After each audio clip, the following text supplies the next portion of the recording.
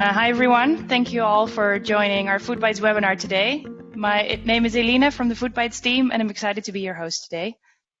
Following our previous sessions on equity fundraising, food and ag sector insights, government stimulus, and the global impact of COVID on consumer behavior, we've hosted over 800 attendees in the past.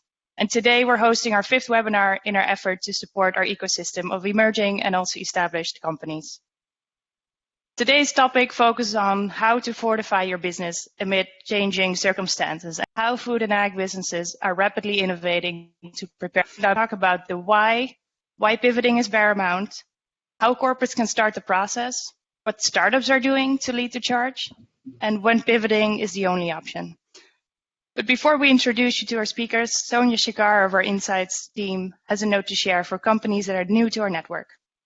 Thank you, Alina, and thanks to the companies who are joining us for the first time. Through FoodBytes, we aim to connect promising entrepreneurs with the greater food and ag community that we've built over the last several years. Initiatives like these webinars really show how our community can build each other up and share valuable insights during especially challenging times. So we encourage everyone to get further involved in our network through 2 programs. FoodBytes Pitch gives startups access to leading industry mentors, investors, and corporates, culminating in a final pitch competition. And the FoodBytes pilot program pairs corporates and startups together over 6 to 9 months to collaborate on a specific goal or industry challenge.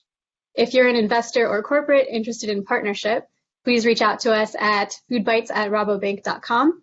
And if you're a startup interested in learning more and being considered for the pilot program, please fill out the interest form on our website at foodbytesworld.com. So I'm turning it back over to you, Lena. So just a bit more about our speakers today. They include a set of long-time close partners of the FoodBytes platform. First of all, we have Robyn O'Brien, co-founder at rePlant Capital, who's been a judge at many FoodBytes events in the past. Secondly, we have David Kidder, co-founder and CEO at Bionic, who is our partner for our FoodBytes pilot. We have Elliot Begoun, founder at TIG Brands, a longtime partner and mentor to many startups in our network. And lastly, we have Sean Daly, the head of new channels at Farmer's Fridge, who's a FoodBytes alum and winning Teen San Francisco edition. Each speaker today will speak for 5 minutes, followed by Q&A that will start at 11:25 a.m. EST, if that's your time zone, for 35 minutes of questions. Before we kick off, I want to remind everyone of the rules of engagement. Everyone on the line is muted throughout the webinar, and you can send your questions in the Q&A box on the right side of your screen. Please address them to a speaker, and one of the moderators will address these to the speakers during the Q&A. And if you're not familiar with BlueJeans, you can adjust your view at the bottom of the screen by sliding. There's a sliding functionality at the bottom. So without any further ado, I'd like to hand over to Robyn O'Brien, who's co-founder of rePlant Capital, author of The Unhealthy Truth, who continues to be a visionary voice in the industry, and we're excited to have her here to kick us off on why pivoting is paramount. Robyn? Thanks so much, Alina, and it's so great to be back with all you guys from FoodBytes. It's great to see so many familiar faces. And thank you to everybody for joining. This is indeed a critical time for the food system. And it's also an enormous opportunity. So to have these minds around the table this morning together is really exciting. And I'm excited to see kind of how this lands and what comes out of it. I think what we're seeing right now with this pandemic is that it's exposing just massive shortcomings and incredible vulnerabilities in the food system. From the stories that we're seeing in the news about milk being dumped in Wisconsin, to vegetables being plowed underground in Florida, to this enormous amount of waste, that's one track. And then right beside it, you have the other track of the massive food insecurity as record unemployment hits and the lines at food banks extend beyond anything that we've ever seen before.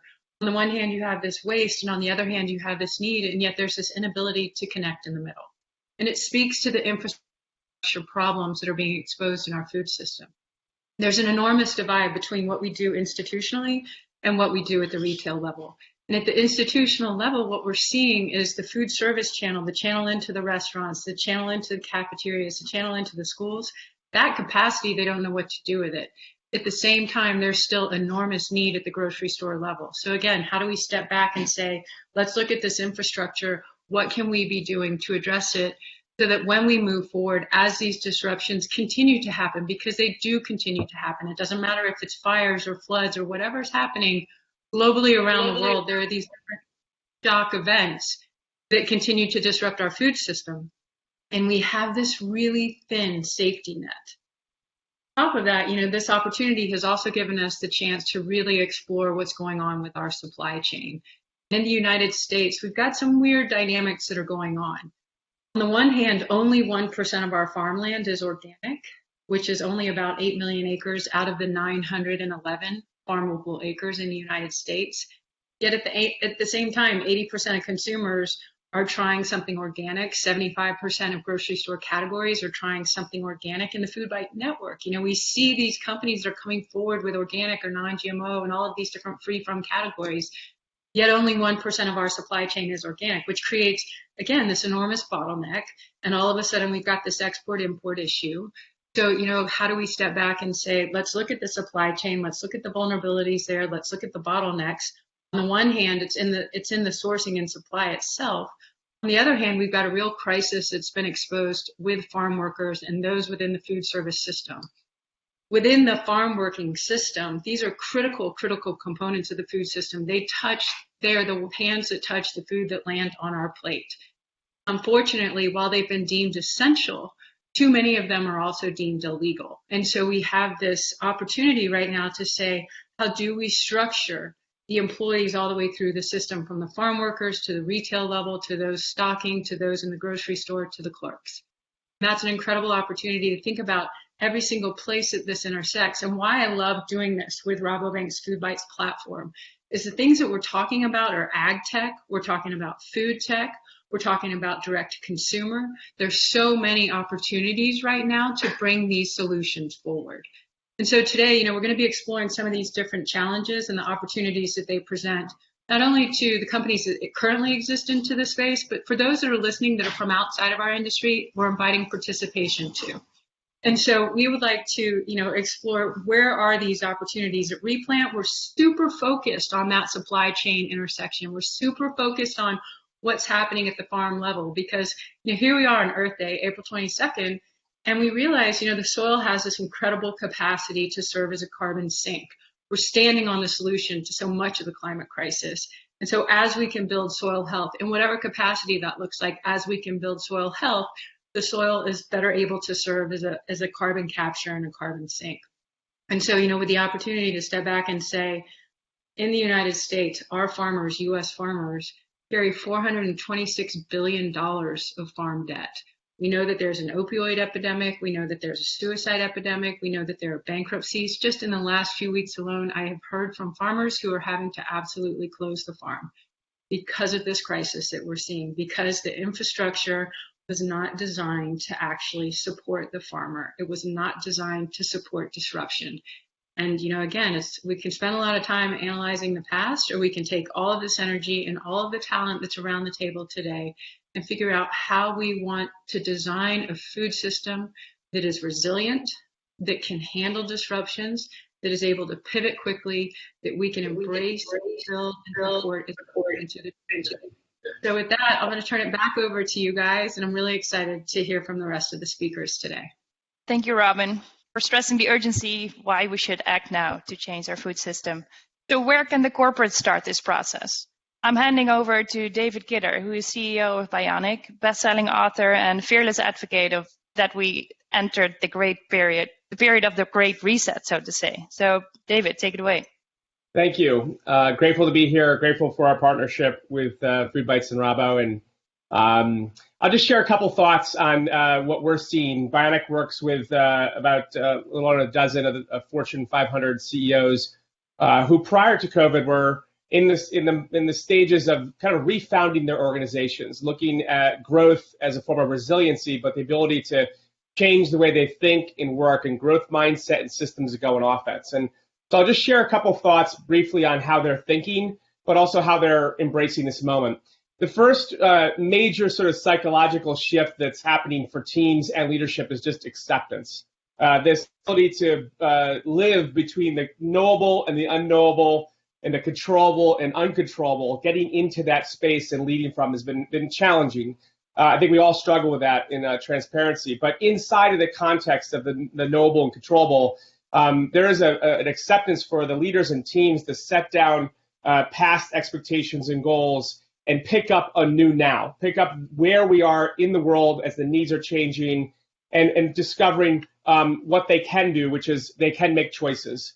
And relating to the choices is really equally important, but also simultaneously of accepting the now is accepting that there's a new future starting. And the faster we get to that new future, the faster we can get to discovering where growth is going to come from.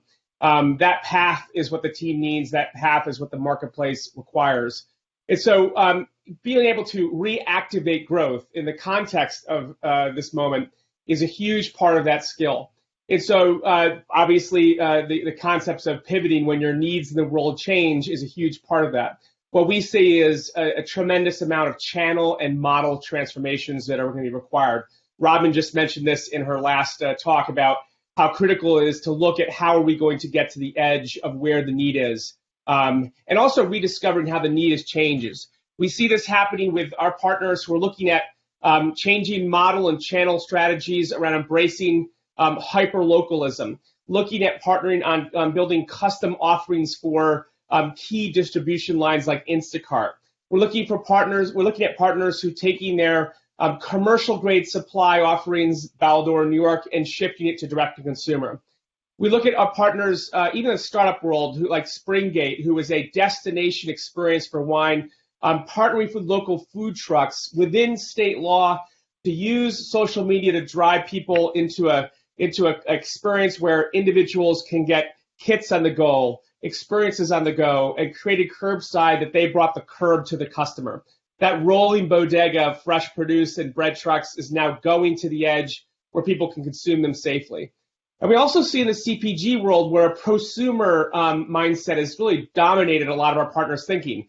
They see distribution channels like their dentists or the professional distributions need to work on what in theory was an important digital transformation, teledentistry, teleengineering, et cetera, now being required. So how do I get prosumer skills into the hands of the user and then bring the servicing and the specialization around that?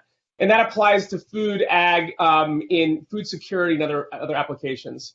I'll close with this last two pieces, which is really the third job. There's a new now, the new future, and transforming the systems for growth. Focusing on the resilience as a form of adaptability and speed. You have to collectively shift both into a growth mindset and growth systems that allow employees to set down old truths, to pick up new truths, and go on offense. That means having a rediscovering, revalidating what we thought was true, and now have to rediscovering that new truth. That means running experiments, not just one plan, but many bets into the new need with a fairly high degree of failure so we can get to commercial truth. And right now, where teams are mostly afraid, they're home, they're working at distance, there's a low grade to high grade struggle, in some cases a suffering of working in this way, which creates fear as a huge business risk. And you can't get to the commercial truth unless you lower the cost of failure. And so as we embrace our leadership roles with those teams, creating with empathy, trust, and safety, how can we run experiments that allow people to speak the truth in a moment where truth has to lead the way? Getting large volumes of bets with a decent amount of failure in place is a critical signal that you're getting the right transformation moment in place. Where we're at scale in P&G and ABI and others, we've seen significant prioritization around small teams, flexible budgets, global collaboration, and using that build, learn, measure model as a way they're going to market. That is both in service to their customer. And ABI, they've launched, in 15 markets, 3 million bottles of hand sanitizer, millions of masks, and they've actually brought huge relief to their core channel. A significant portion of revenue happens in restaurants and bars. That's shifting to the home. How can they help with the model innovation of getting that product through them in relationship to experiences that are going to matter to few people? So in a way, as we think about our channels, There is the one-to-many, where we used to sell through events and experiences and large distribution. There's one-to-a-few, where we had consumption in community or small groups. And now it's truly the one-to-one. As we think about how we're going to innovate in those places, we can serve our customers in new ways by allowing the company to have the permission to go on offense. That begins in acceptance, and it begins in safety, and it begins on the ability of permission for the company to go on offense and build that new future. Great. Thank you, David, to share what leaders should be doing right now. So what can we learn from startups who are leading the charge? Our next speaker is Elliot Begoun, founder at TIG Brands and thought leader in this space. What are the themes that you're seeing? Good morning, everyone. First of all, take a look at the picture on the screen, and then this is what happens when you shelter in place for too long. So it's a risk.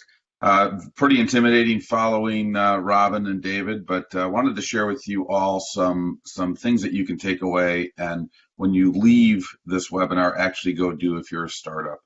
And first, just thanks to the FoodBytes team. One of the things I love most about FoodBytes is the community that it builds, and I think more now than ever, even though it's virtual, it's nice to be surrounded by community and see a lot of familiar names.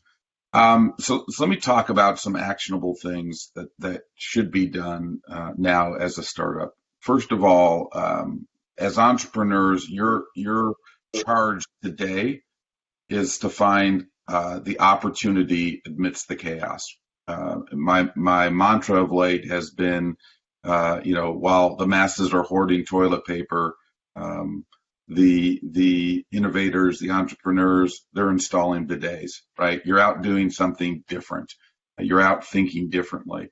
So as you look at your business, you have to accept that things have changed, that there isn't that clear path, that uncertainty is your constant companion. And to try to just forcibly do what you were doing prior to is going to lead you nowhere. So a key thing to do is, where are there opportunities amidst this chaos? What has changed? What has changed in your consumer patterns? What has changed in your buyers' lives, and where your products can be found and where your products are going to be consumed? And start thinking about how to innovate around that now and start moving that way. The other thing that I think is key to call out is that capital efficiency is the new velocity, and cash is everything. We talk about this, and not to be a kind of a downer, but the reality is that the funding gap has increased. The valley of death, that gap between that pre-seed and seed stage money and that Series A money, has gotten wider and deeper. So as a startup and as an entrepreneur, as a founder, you're going to have to get farther with less. And that all comes down to capital efficiency. So as you look at your business, as you look at your channel strategy, as you look at your go-to-market, you have to start evaluating everything based on the cash implications of that decision.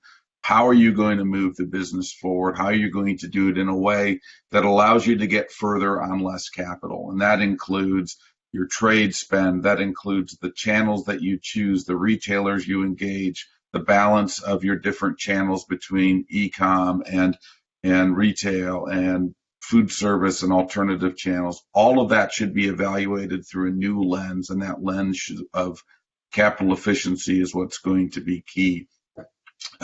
However, there are probably more than a few of you on this webinar right now who are in the throes of having to raise capital, or who were in the middle of that, and wondering what's next. And there's been a lot of great information flowing, a lot of good webinars. But I think just to simplify it, what we're seeing, what we're hearing, what we're recommending is that you think differently. First of all, that you need to accept there's going to be a likely uncertainty premium in the market. As uncertainty grows, that perception of risk grows as well. And although in the food and ag space, in many ways we fare better than many other economic sectors in moments like this, that risk of uncertainty is still there. So a good tactical thing to do is take that cash flow, that capital efficiency, and really look at what you need to get through the next 9 months, decide on that raise amount, and then go out and raise it with an uncertainty premium. Be creative in the terms that you're looking for, and be open to that conversation with your investors if you want them to actually get their powder wet. And then the last thing I'll just touch upon is, if you're not e-commerce enabled, both D2C and B2B, B2B, and that's regardless of whether you are ambient or refrigerated frozen. We're going to see a democratized choice mechanism in place for both buyers and consumers, and you need to be where they're going to be looking for product. I think prior to this, in 2019, according to Bricks Meets Clicks, I think the most recent was around 7%, 6.83% of grocery was purchased online, and they were anticipating that to be 7% or greater, by 2020. Obviously, that number has been eclipsed just by the necessities of this, situation we're all in right now. But I don't see that walking back. I don't ever see it replacing retail or brick and mortar. But I see the inner relationship between that continuing, and discovery, and going back to my point on capital efficiency, discovery being driven by channels outside of just retail. So that would include e-commerce. And then the other thing, and Robyn mentioned a bit, is that one of the things that's been exposed very clearly is all the inefficiencies and flaws and failures within the supply chain and within the distribution. And one of those is the number of SKUs that both distributors and retailers are contending with. And that's going to, in my opinion, create some SKU rationalization. So if you have a unique item that isn't going to be high velocity, high turn, you're going to want a path to market that isn't incumbent on a distributor. And that's going to be a B2B enablement. So a lot to do, a lot to look at. But again, if I leave you with anything, it's take the time right now to look for the opportunity amidst the chaos. The brands, the companies that use moments of great disruption to think differently, to look at things uniquely, are ones that leapfrog their competition. So although there's a lot of challenges, and what we're going through is a universal shared experience, and there's a lot of tragedy, both health and economic health, there is opportunity here, and your job is really to go find that as it relates to your brand. So with that, I'll turn it back. Thanks, Elliot, for providing the startup perspective. I'm excited to share that we're at 240 attendees at the moment, and be reminded to please put your questions in the Q&A box on the right. So what is it like to be a startup that has pivoted in real time? I'm excited to hear now from Sean Daly from Farmer's Fridge. Yeah, for sure. And thanks again for having us. It's been great to work with Nina, the FoodBytes team, Rabobank over the years. It's been at least a few years now, so excited to kind of go through it. I think for us, I don't know how many people on the webinar have a sense of what Farmer's Fridge is, but for a little bit of background, our founder and CEO started the company back in 2014, basically with the goal of how do you get high quality fresh food to as many locations as possible. Previously, as a traveling salesman throughout the Midwest, he realized the premium QSR model only works in select locations. So his goal was basically, how do I create a new model for food distribution, a new model for a restaurant that's lower weight, lighter cost, good in more locations. And that kind of goal of getting fresh food to as many people as possible has been the vision since day one. When I started a few years ago, we had about 40 locations. We now have about 400 locations across Chicago, Milwaukee, Indianapolis, New York, and New Jersey.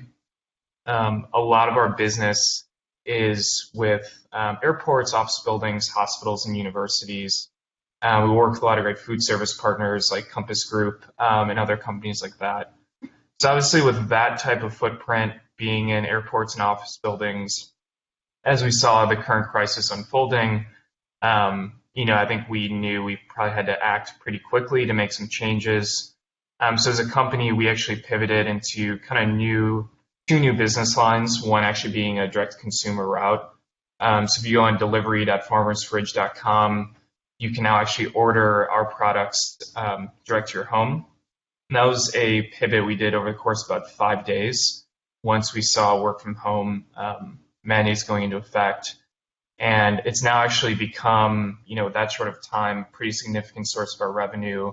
And I think it's really been about just connecting with consumers we already have and assets we already have.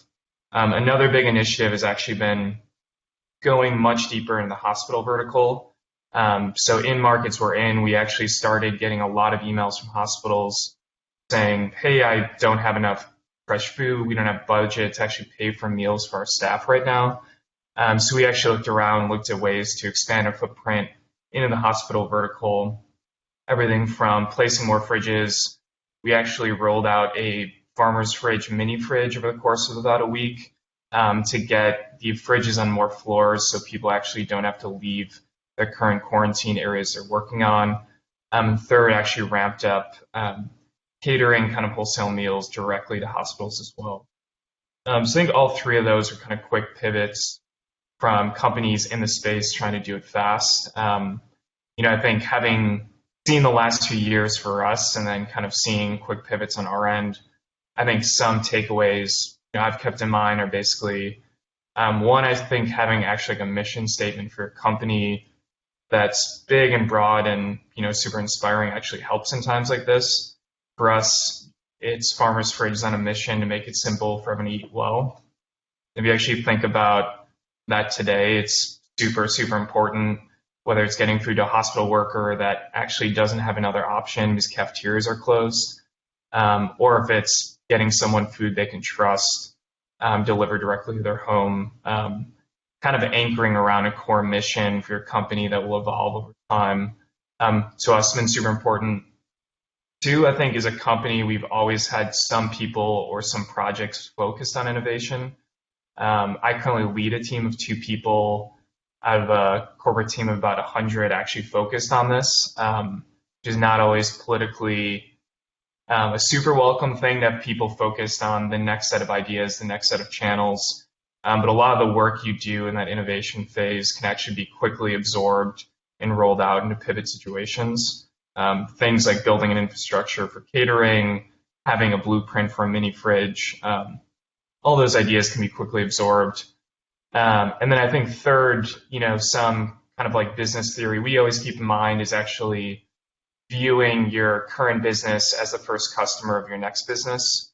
So there's been articles on this in the past, but essentially, one time to pivot, actually viewing our fridges as customers of a supply chain company, a data company, and a distribution company. And when you frame it that way, there's a lot of logical extensions of those business lines, delivering food to home, delivering food to hospitals. So I think those are 3 things that have been helpful to us. And I look forward to discussing questions people have. Great. Thank you, Sean, for sharing what it's like to be doing it in real time at Farmers Fridge. Fantastic. I'd like to open up to Q&A right now. So I want to hand over to Annie Greven, who will be moderating the Q&A today. Thanks, Alina. And thank you all presenters. Really good insights and really, really exciting to hear everyone's different perspective. We do have a number of questions coming through and a lot of things to get through. So I want to kick it off with with a question for David, who it's coming from another longtime advisor, Bob Bloom. Really focusing on, the fact that lots of things can be about letting go of maybe things that are people view as really core and key to their business, and really shifting to things that maybe they're not as passionate about in times like this. And for corporates, that seems to be a big challenge.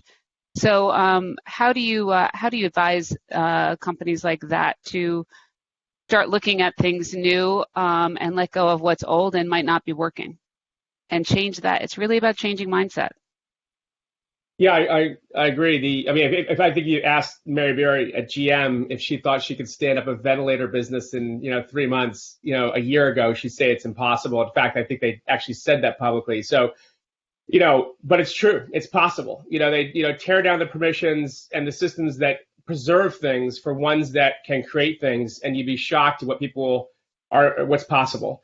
And so we always have the psychology of loss aversion. We always overvalue what we're preserving or keeping because we understand it and it's noble. and we undervalue what's new. We undervalue in human behavior and psychology what's possible and the value of that. And that happens in our personal life as it is the company, which means the company is a direct reflection of the mindset of the leader. So you would be incredibly surprised by how valueless some of the things that are being preserved today in a past precedence are worth doing. And so I think this is, if there was a chance to let go of old beliefs, let go of old programs, projects, investments that are zombie-like on a path to nowhere, do it, because what you can pick up and embrace now will really unlock a new capability in both belief, but also in execution. And you can move fast even when you're big. Yeah, and I think, thanks, David. Thank you for that. I think also there's a few questions coming on, and what the key learnings we're seeing from the likes of Farmer Fridge and maybe some other startups. How do we how do those lessons learned in that fast pivot? And I put this to maybe Elliot. How do we make that more known, and how do we bring that up so we can see more merging of idea thinking with the startups and corporates and building more nimble systems that David's talking about?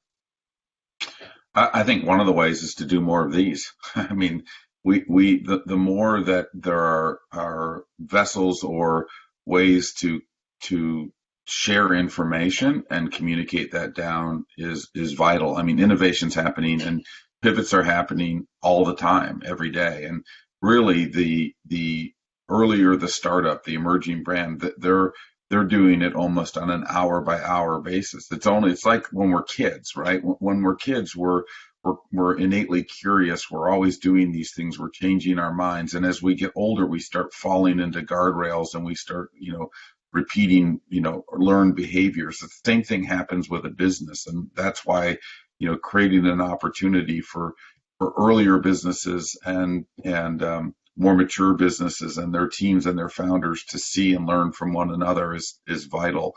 And I'll just say one other thing, and that is, right now, there's so much potential for shared learnings and cross-pollination that we need to just listen. We just need to listen to founders and what they're doing and how they're looking at the world and how they're reacting to the world, and glean for ourselves and our businesses what we can do and learn and utilize from them to do, but to have that kind of beginner's mind approach to it. Hey, Annie, can I jump in here? I want to echo some of the things that have been said. One of the points that Elliot touched on earlier, which is so critically important right now, is as we're trying to do more with less, to really think about the SKUs. And as I've advised companies over the years, I mean, you see these companies think they need to roll out all these different SKUs and try to be all things to all people. And as Sean touched on earlier, it's right now we have the opportunity to critically and specifically define who we are as a company, as a person, corporation, to really think about what those core competencies are and to just nail it, because you have to figure out how to do more with less. And I think it is really an opportunity to look at the underperforming SKUs and say, you know what, get them off the table. Let's focus on what we know delivers. And so I keep hearing that echoed, from all of the different speakers. Cannot emphasize it enough, because, with cash as precious as it is right now, it's still out there. I mean, so many friends, they've raised these funds, it's sitting there, they're waiting for the cash is there. But right now it's really, to get critically efficient. And I think that's what we're speaking about, is how do you build these efficiencies into the models? How do we build efficiencies into the infrastructure system? When we think about the e-commerce platforms, when you hear from these farmers, on the one hand, we're hearing just stories of them just dumping millions of pounds of produce. But on the other hand, you're hearing stories of a farmer has a really, really elementary e-commerce platform on his site. He'll tell you that he sold more over the last 3 weeks than he did of all of 2019. So again, we really need to think in terms of efficiency. Yeah, thank you. I don't know, Sean, if you have any more to add really around how you build, how you've shifted your model and what was necessitated in doing that. But you did it very quickly. So I don't know if you have more to add there.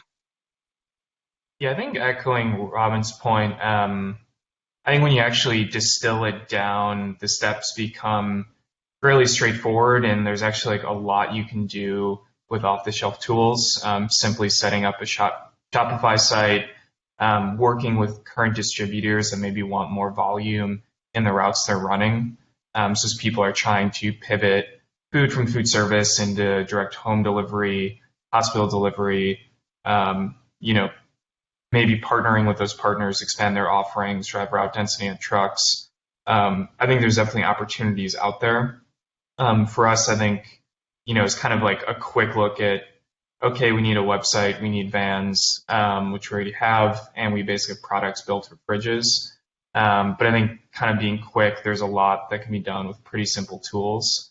So I think it's been echoed before. It's kind of looking around at other founders, looking at what people are doing today and seeing, if there's any barriers to entry in those channels.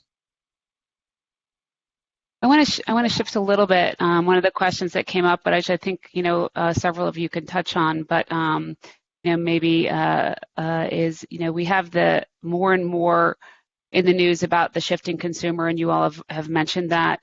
And as the consumer's needs are changing in this crisis, is there going to be a new metrics to focus on as we measure success? The consumer not only is shifting, the channels are shifting, everything is shifting. So what will be deemed as success, and what will, how will that be measured going forward? Shall I address that to Elliot? You want to take it first, and then maybe? Sure. I think one of them I already touched on is capital efficiency. Is one of the ways that young brands in particular, young companies in particular, are going to have to measure success. It's how much traction, how much revenue, how far can they get with as little capital. So that's on the financial side. In terms of the discovery side, I think in terms of an actual measurable metric, it's that one is going to be tough. It's really about being bimodal or omni-channel in your approach. And in driving discovery, because I think, there are major shifts that have happened. Consumers, some of them will come back, but some of them won't. And, I think we're going to find people going to stores more expeditiously. They're going to be in and out. There's all these nuances.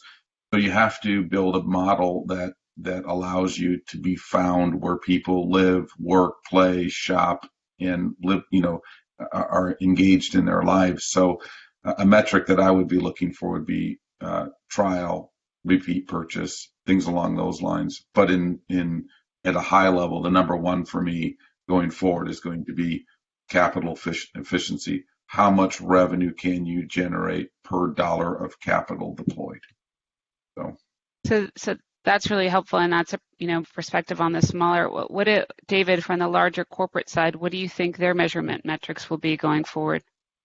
So we have a range of partners who are in the food and ag space directly and indirectly. I think that there's a major mindset shift happening. We call this sort of TAM to tap, and it's from a total addressable marketplace view of the world, inside out, that exists, behavior budget, to a total addressable problem or need view of the world. And in the context of that huge shift, they are really measuring their success in the moment really around three metrics. Of course, are the obvious ones. They're the revenue, right? And there's share, but there's actually a new one that's emerging in every conversation, which is share of customer need. And I think this one is really about the new customer need. They're looking at this moment where all the needs are thrown up in the world, in the air, and they're going to resettle. So while we have a number of partners who are on the winning side of this moment, they're killing it. They also know that there's going to be another side of it, and it's going to come fast. And when the dust settles, if they haven't won a very meaningful percentage of that customer problem or need that is new to them and new to the world, they have won, but they've lost.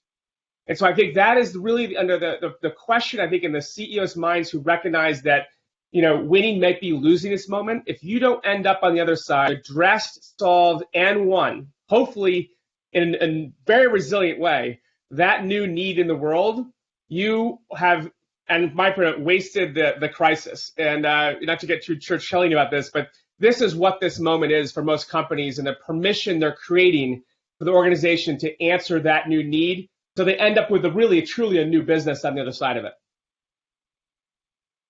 Thank you. I see a few questions coming in and around building digital infrastructures, how you use cloud kitchens, things of that nature, and how you take those models together right now and quickly, build something. And, really are moving away from brick and mortar thinking and shifting, and all of you have touched on this, to the digital offering and how we're going to service that. So I'd love to start with maybe you, Sean, there, and then Robyn as well to comment on that, because I think prior to this, the cloud kitchens and those venues were having, it was more challenging. And now this might seem like, we've seen that as well. Ideas that weren't being successful, really all of a sudden having, there's a lot of traction. So Sean, if you want to kick off, and then Robyn as well. Yeah, absolutely. I think my perspective on cloud kitchens kind of now and going into the future, it's probably a mixed bag. I think on the supply side, you probably now actually can look at every restaurant that's still operating is now cloud kitchen competition, just in terms of restaurant space that's able to produce meals and have them as delivery pickup points, where that was always the case to an extent, but now that's obviously the true focus. So I think probably more supply and competition from models like cloud kitchens or ghost kitchens, just given you have like everyone crowding those platforms. On the other hand, I do think there's really going to be someone that can actually optimize the food delivery platform. So like, how do you actually get over the economic curve of how expensive it is to deliver food to an individual's home? I think the economics in the past have been very challenging. So things like cloud kitchens can actually aggregate restaurants together, make the delivery pickup zones much tighter. So if you're like a Grubhub driver, and you know where the cloud kitchen is, you know how to pick it up. That's a more optimized experience than going to an individual restaurant. So I think over time, if they can actually continue to optimize and just be the efficient player in the space, companies like that I think are super interesting on a go forward. And I think it will just be who kind of commits long term to that channel. If things drag on for the next 6 months to a year, and kind of like see which restaurants stay in that game. Yeah, I'll just add to that. What we're seeing, what this crisis is exposing, is that this centralized food system, it doesn't work. And so, when you look at where are the regional opportunities, how can we regionalize the infrastructure? Because the real issue here is that you cannot fix a broken food system with a broken financial system. Just as we've centralized financial opportunities, we've also centralized the food system. So how do we think about redesigning the infrastructure and helping to localize it and helping to regionalize it? And I think, we're starting to see that when you see companies like Thrive Market, Good Eggs. The voice that's not here today that's so critically important in this is that of the grocery and that of the retailer. Without them, we would all be in a state of riot. So, to look at what is happening at the retail level, to think about how we can use e-commerce, create more efficiencies there. And again, if you think back just over the course of the last couple of months, what has been disrupted? The other thing that has been disrupted are these massive trade shows.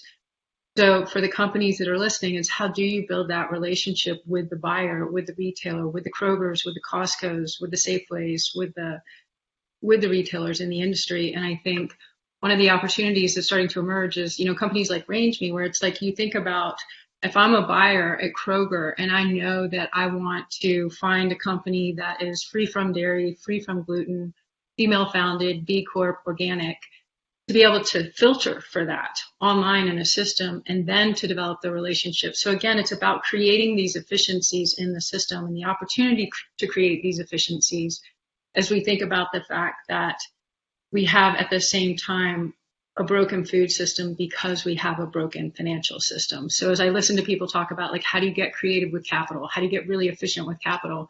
When you look at capital allocation, that only 3% of venture capital money has gone to women and only 1% has gone to people of color.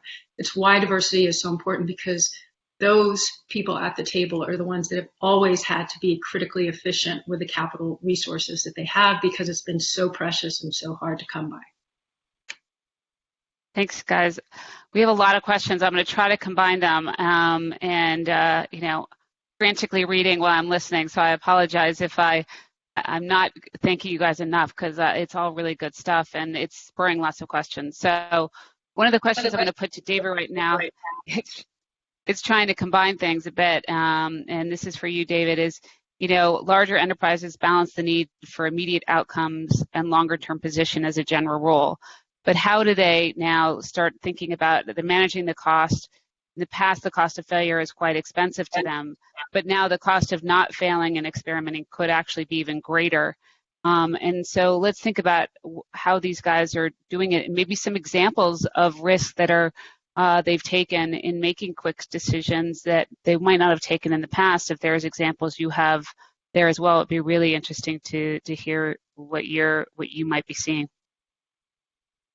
I had a very interesting conversation this last week with it's called a Fortune 500 CEO, and she was saying about just looking at her business and thinking about, like, what do I really have? Like, what's my proprietary gift? And there's things that she's keeping alive that maybe just aren't worth keeping alive. They're based on old truths that, COVID is such a disruptive force for business, but also really for how she thinks about the company. And in her mind, it was there's almost like a good bank, bad bank. Like, some things are no longer worth keeping alive or keeping investing in if in this new truth it's changed as dramatically as it is. Maybe it was incremental before, but keeping that revenue and attention just wasn't worth it. And so I think that one of the key things is to start thinking about triaging, killing zombie ideas, killing things that are not worth the energy, time, and thinking. So that's one. I also see things that are emerging from the middle out, that the vanguard of ideas. And then I'll roll here for a second. One of our partners has a product that's been sitting in their e-commerce channel in the front page actually for a year, right? And it was an idea that came from the middle, and everyone thought it was a crazy idea, kind of foolish, a little embarrassing, but turns out not the case, right? So shop.charmin.com, which was a direct-to-consumer offering that they got very little traction with, had an offering called the Forever Roll, which sat there as a crazy idea. But in reality, it was actually solving a consumer need that they saw emerging. And today, it's just gone, gangbusters, as you might imagine, right? But that's a new permanent behavior in the world they ran experiments on, and they took bets. And so the challenge, I think, right now at a very leadership level is I think you have a unique opportunity to step back and think. And the value in this moment is that you've gotten time back in your commute and off planes and you're in place. And all of us have filled all that time. I don't know about you, but I've worked 12, 14-hour days. I don't know where it went. But what I'm going to ask the question, I said this in a webinar recently, was Bezos talks about the regret minimization framework. I challenge all of us in 6 weeks when this unlock starts to happen on a rolling basis, look back and ask yourself, what did I really spend my time thinking about? What chances and permissions did I take for myself personally and for my teams to allow us to go on offense? And if you look back and we spent this time, this gift, and we didn't go and take those chances, and in many cases, the only way to go faster is to do less work, right? If we operate from a place of fear right now and fill this time, we've wasted the gift. We can approach this through responsible abundance. We can take chances. We can create permission to go faster by doing less work. And we can end up with extraordinary outcomes. And we can also sit in fear in our home office for the next 6 weeks without any meaningful change. So that's my challenge and the answer to that question, I think, for all of us at a personal and professional level in this moment. Maybe we could talk about some tangible examples you might have seen on the startup side of how they're kind of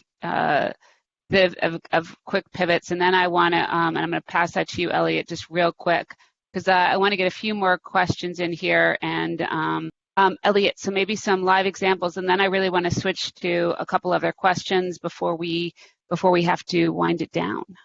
Sure. I mean, one that comes to mind is a brand that was actually going to launch after 2 years of prototyping, launch in March, and in particular at Expo West. And their launch plans basically consisted of being in colleges and universities, corporate campuses, and then launching at festivals like Coachella and Bonnaroo and others.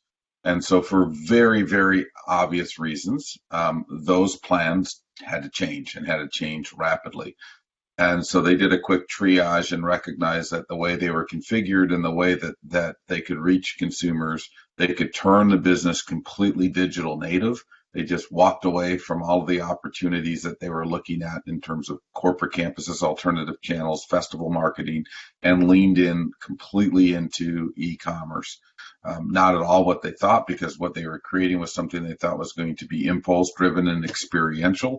But they did a great job of transferring that experience to a digital virtual way, and created it and brought some really good creative team around it, and have done quite well, maybe even slightly ahead of where they thought they would have been had they followed their initial go-to-market strategy. So, those, and just to follow up on David's point, I couldn't agree more. I feel like we've all been given this gut punch, and it would be an absolute waste of an opportunity. And it's hard to say gift in a moment like this, but it is certainly, if nothing else, a rare moment in time for us to look at things differently and challenge ourselves as individuals, but our businesses. How do we respond, and how do we change the way we're doing things to be better at it, and to think ahead? And that goes for any brand today. That's what you should be doing. That's how you should be using this time right now, is thinking about what in the world has changed, what has opened up, and looking for a pivot similar to what Kula did in their change.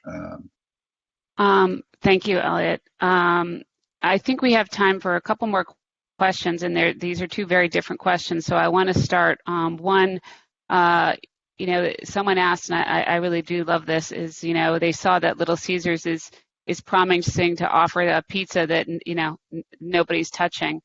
Really kind of interesting how that's going to happen. I guess everything with gloves. But is it possible to imagine a food system where we're not touching our food?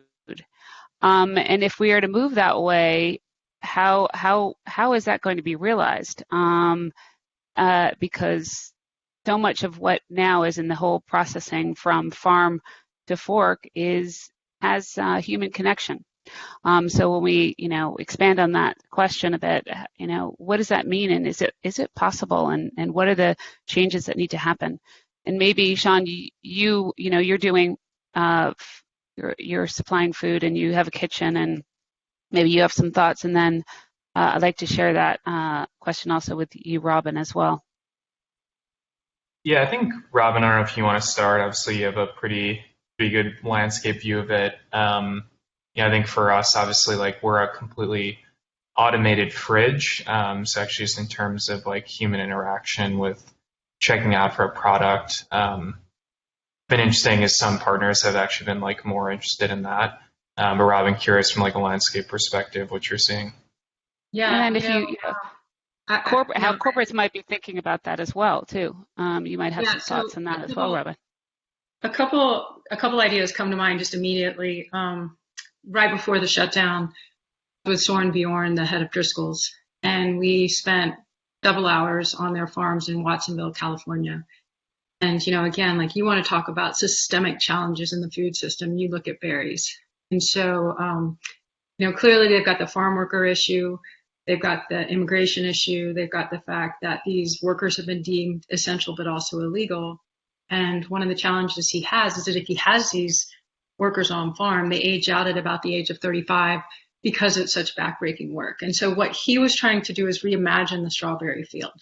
And I think, as David touched on earlier, right now we have been given this very rare permission to pause. And if you let fear come in and occupy that space, it is completely wasted. Fear is just a seatbelt that is going to lock you into your comfort zone. So, again, try to find places where you can have the space to think creatively, because that is an opportunity that we're all being given right now that normally in our craziness of day to day we don't have. What Driscoll's was able to do is say, okay, if this is backbreaking work and I'm losing these precious farm workers as they age out at the age of 35, how can I redesign a strawberry bed? So what he's working on is taking repurposed coconut husks and creating a soil out of that repurposed coconut husk, running it along a gutter so that worker that's bent over can suddenly be vertical and take the 35-year-old and put him along these walking gutters so that he doesn't have to bend over. That was one example. Another example is a friend of mine, Julia Collins, that was the founder of Zoom Robot Pizza. And so, again, she figured out how to make these pizzas. So Little Caesars actually not the first ones to do it. If you look at Zoom Pizza, that's what she was able to create, was an entire restaurant chain, where they were creating these pizzas using robots. And again, we are now in the 21st century. We have inherited these very broken systems from the 20th century. We have resources and skills and capabilities that we didn't have 10 years ago or 20 years ago, and to be able to leverage this technology. And I think one of the greatest opportunities right now we have within the food industry is to get out of the echo chamber that we are, to really tap resources and minds and talents that are in industries outside of ours. And I think, for us, you think about some of the tech entrepreneurs, you think about different industries and artificial intelligence, how can we bring thought leaders from those industries outside of our industry and really collaborate and sit down and learn and listen? And I think that's the opportunity in front of us. Okay. Yeah, there's so many questions, and I want to promise everyone we will do our best to work with all the presenters today and try to come back to you, post this with some of the answers if we can't get to it. I do think it's maybe one quick thing we want to ask each presenter to end on, and literally maybe one sentence. What do you think is the key change we need to be thinking about, or the food system, whether you're a corporate, a startup? What is that key takeaway for you in actualizing the fast pivot? David, you're going to start. I'm going to pick on you first. So I just think 3 ideas. I'm trying to keep this One sentence. Permission is number 1. 2 is responsible abundance right now. And the 3rd is the world we want. I think those 3 ideas on offense, getting things done there through those lenses, I think are a mental model that are vital for all of us personally and professionally at this moment. Thank you, David. That's great. Robyn, you want to go next? Yeah, I think it's permission to think differently, to invite people that haven't been at the table to get out of this echo chamber. The importance of diversity in this, whether we're talking about diversity of channels or whether we're talking about diversity of thought leadership that's around your table, this is the opportunity to invite that in. The permission, diversity, and what do we want to build? Think about our future, our new world. Elliot. I'll just add to that. I think it's empathy. I think, to the point we're talking about, I think you need to look through the lens of the consumer and our role as global citizens and really have a clear understanding of their needs and their wants and their fears and model your business around that. I think it's a superpower. Empathy and compassion across the rebuilding is tantamount. Thank you, Elliot. That's great. Sean, you get the last word. I think I would second the note on empathy. I think for us, it's first understand where consumers are, how their habits have changed. Second, what their new pain points are. There's a lot of solutions they had in the past are going to be very different today. And then third, just map how you get products and services to those customers today. I think it really starts with understanding where consumers are and what they need now. Sean, that's great. And if anybody's listening, if you haven't seen the highlight of what Farmer's Fridge is doing, they were on NBC, I think, recently. Check it out. It shows empathy through and through and how they've redesigned their model. I give it back to you, Alina.